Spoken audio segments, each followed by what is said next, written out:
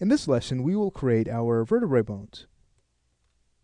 Okay, so here's what we'll do. We'll create one bone object and just clone that down the rest of the vertebrae and enable stretchy on each of them. That way we can connect them properly to each of their helpers. Let's go ahead and enable snap and make sure that our setting is set to grid points. Then at that point we can go ahead and head over to our animate quad menu and choose our bone tools.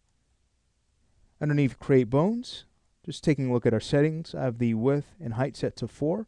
And I've also made sure fins are disabled. We will be using them as we start to finalize our rig because they do a great job at not only helping us to keep track of our character's proportions, which is great if we were working with a higher res mesh and we notice some lag, we can go ahead and hide the mesh and use the fins as a visual cue.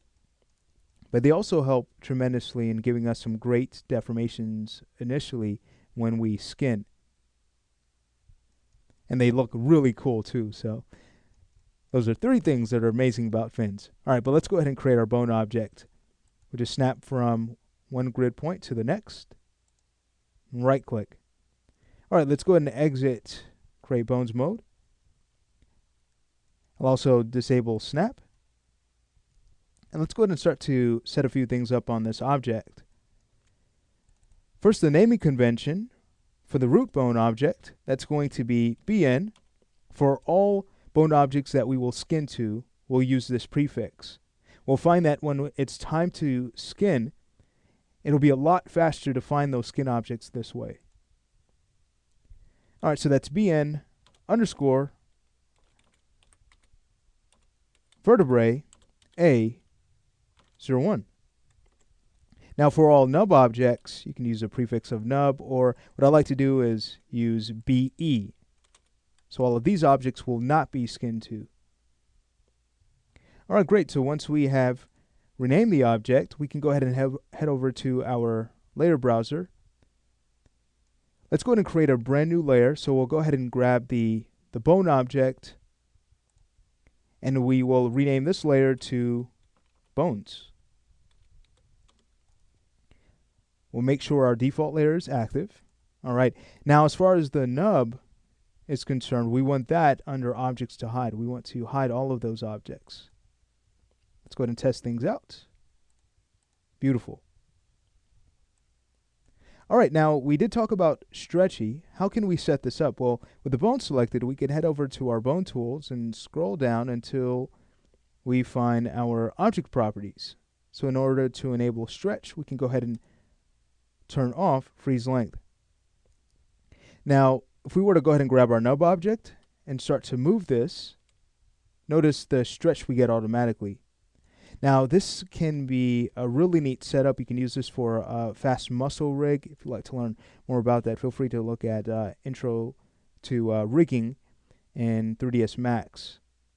But I'll go ahead and now close out our property page. We can go ahead and have this now cloned for the other objects. So with the entire bone selected, we'll just hold down Shift and drag out. And we need 6 more of these, so I'll go ahead and set the number of copies to 6 and choose OK.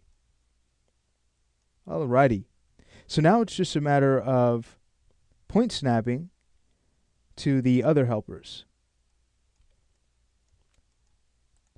We also want to make sure that they're going to be constrained.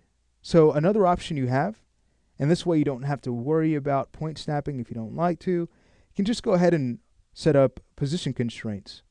So let's go ahead and take care of that so we don't have to do too many steps to get these all connected. So starting with the first object,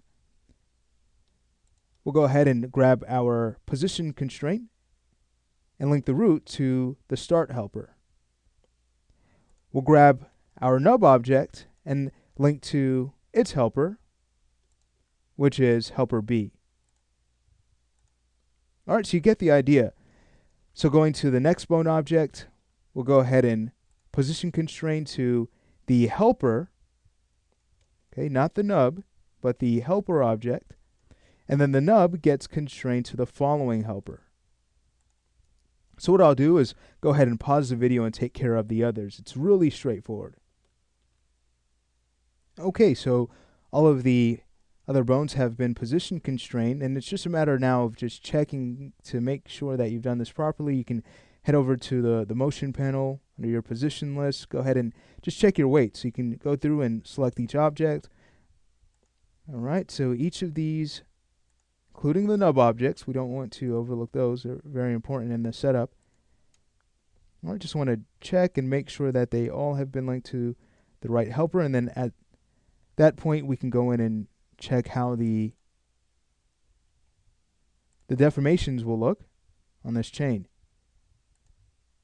All right, great. So I'll now go ahead and grab the spline object. We can go to our modify panel, go to our point sub-object, and start to just drag these around.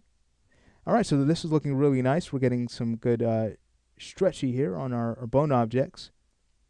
Now we see an issue. The bone objects are not oriented properly. So that's, of course, going to be our next step. Let's go ahead and exit the sub-object level. Now, before you finish this lesson, it's a good idea to just go through and rename these objects. So we're renaming these alphabetically, just like we renamed the first one. So the next bone object is going to be vertebrae B01. And we'll use this name. We could always just copy everything. Use that to rename the nub. There's the nub. Paste. And we know that the prefix is BE. So let's make sure we take care of that for our other bone objects before moving forward.